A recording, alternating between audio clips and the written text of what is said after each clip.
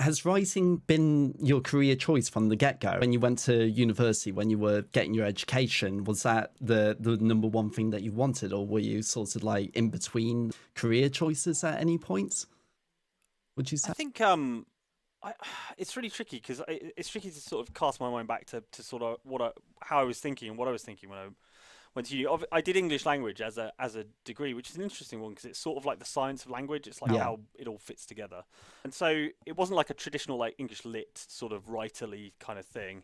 But I've always I've been interested in writing, but I think for a long time, certainly when I was a kid, like I didn't actually want to show my writing to anyone, which was really kind of strange for someone who's ended up writing for magazines where, you know, tens of thousands of people will buy that stuff, and then my writing is now via video in front of millions of people.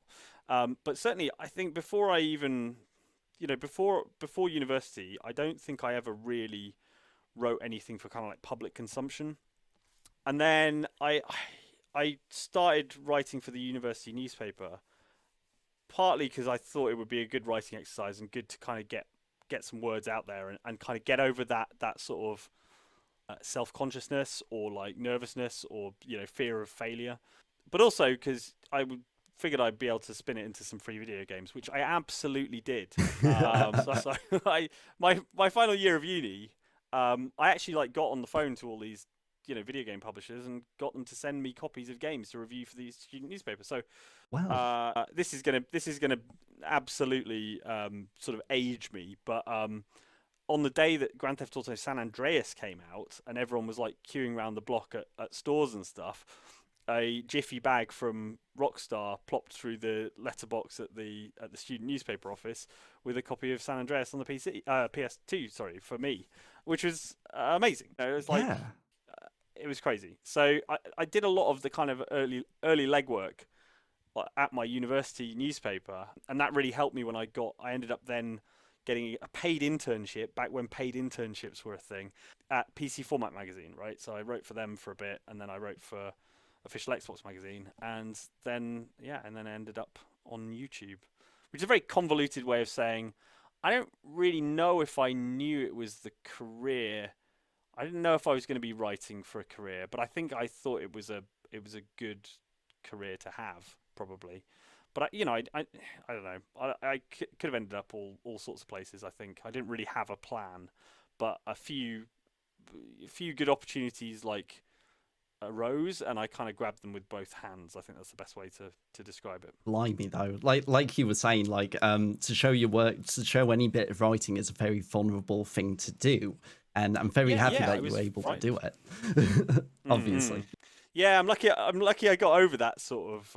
And there's other sorts of writing. I'd like to write some fiction at some point, but I've got that exact same hang up where I'm like, I can never show any fiction I've written to anyone. And I need to. I think in a way you have to just sort of rip the band-aid off and yeah, get it in front of some people. And the student newspaper was a very controlled way for me to do that because it was probably about 150 words Yeah. every week, and I could just put it out there and kind of judge it for myself, and the world didn't end, so probably it was fine. But yeah, it was weird moving then to a magazine like PC Format, where it's like, no, the stuff you're written is going to be in a magazine paid for by people who are paying to be entertained and informed, which was Quite bit of nerve-wracking. another psychological barrier to get over. But, Oh, brilliant. That is extremely inspiring, I must say. And that talked about writing fiction. I'm thinking about the times when I was like really into Stephen King and I thought, like, yeah, mm, I've got some ideas. And looking back, like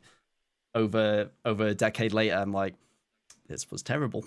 Should never have done this. yeah. Oh, I've got tons of those. Yeah, absolutely. I'm full of ideas. That's the problem. It's just like A, picking one that isn't going to be absolute trash, and then B, actually committing to sitting down and writing. Because like working on a YouTube channel for however long is, you know, uh, all hours of the day basically is tiring, and I don't really have a lot of energy left over to do much else really after a working day. So Oh, I can yeah, I need to imagine. carve out a bit of space for myself. But Yeah. one day maybe you'll see some fiction from me. Oh, I'll probably put it under an assumed name or something like a nom de plume. like my channel, but with one L. Yeah, exactly. That'll throw them off the scent. They'll never know. Um, so I have one more serious question then. If you're up for it, Yeah, I've got some very silly questions over here. That I I'm hope always that up for you're. silly. Are you up for silly? Okay. Well, Always. well, one of my my last serious question would have to be who has been your inspiration, or like who has like driven you to be the person that you are today, like in your life. For example, like when you were going into English, was there somebody who you truly admired that helped spring you down that pathway? It's a really interesting one. Like professionally, I think I read a lot of magazines as a kid, and it's difficult to pick like a particular person.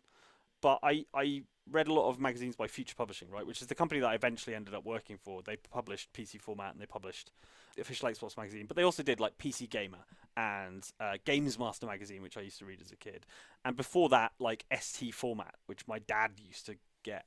And I think what really inspired me was like a very particular writing style that is trying to be informative but also like funny. And I think the thing that really stuck with me is that like the people writing these magazines recognize that like, and this is even more important now that the internet is huge, you can find out information in many different ways, but if you're buying a magazine, you need the writing to be entertaining, you need the writing to entertain you.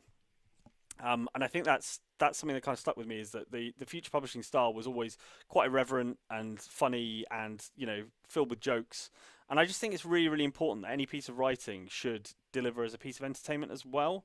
And as I say, like now on the internet, you know, information is everywhere, and if you want to find out about something, you could just like research on Wikipedia, right? But you'll get like a really dry version of that. But hopefully, if you come to us for a bit of entertainment, you'll get something like funny and amusing and sort of, but you might learn something as well, right? Yeah. So I think that's there's a whole group of writers, like all the guys on Games Master magazine in the 90s, guys like Kieran Gillen on PC Gamer, who I'm lucky enough to be sort of good friends with now. John Walker was really inspirational. Alec Meir, some of the like founders of RPS, basically all those kind of guys that were around at that time. Jim Rossignol, again, founder of RPS. Just these really great writers. And I think, working for magazines, I was definitely like, I guess like slightly intimidated because I crossed over with some of those guys that I sort of really admired professionally, and I always felt a bit like not quite as good in terms of the writing. And I think that they're fantastic writers and have gone on to do amazing things. But I do think I sort of have gotten quite good at the video jokey script writing thing, and Oh I feel like yes. that's something I'm able to like turn my hand to. Maybe they wouldn't have been as good at. I don't know. Maybe they'd have been brilliant. Maybe maybe I'm kidding myself. But they never tried it. Crucially, whereas I did try magazine writing. So Would you say that would consider your greatest achievements in terms of professional aspirations, like being able to pull out an amazingly funny, informative script? yeah, I'm proud of Outside Xbox as like a body of work. Not I don't think every video is like an absolute stone cold classic, but there have been enough like stone cold classics that and like I include Andy and Jane and Luke and Ellen in that. Like I'm super proud of what they've achieved as well, and like we're all sort of super supportive and we all laugh at each other's jokes when they're really funny. We do like script reads and stuff, and it's great when someone like drops an absolute banger of a joke and you're like, that is excellent. So yeah, like in terms of professional pride, I've done nothing that I'm more proud of than Outside Xbox stuff, and there are some great videos in there. We've been going 10 years, and someone was talking about maybe us doing a sort of what are our highlights, what were our favorite videos, and I'd have to really go back and look. But there's so much stuff I'm sort of proud of, and fun concepts, and certain videos. I'm trying to think off the top of my head. There's a video about, I can't remember the exact title, but it's like about it was like 7 alien races that look like beautiful human women by coincidence, like sheer coincidence or something.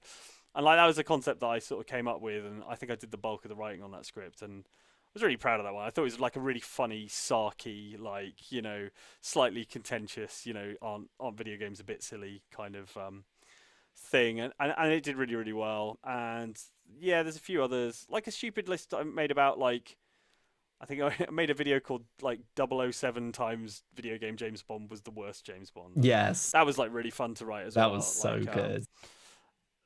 and so like little ones that kind of stick in the memory, but like because it's a super collaborative like process. Like, you know, we all have our hand in so many of those videos, and they're elevated by each other. And you know, when you're writing a script and stuff, I think the thing that's really fun is that, like, you know, you think of certain jokes, and you come at stuff from like certain angles and things, but then, you know, Andy and Jane and Luke and Ellen will all come at it from slightly different angles, so their jokes will make you laugh because they're not they're not the expected thing that you sort of, or the direction you expected to go. So it's fun, yeah. And you know, like I'm you know, proud of the scripts and proud of some of the performances as well. Like, I know it sounds a bit wanky to call it a performance, but like when you're sitting in the chair and you're trying to be engaging and like funny and sell the joke, sometimes it doesn't work out.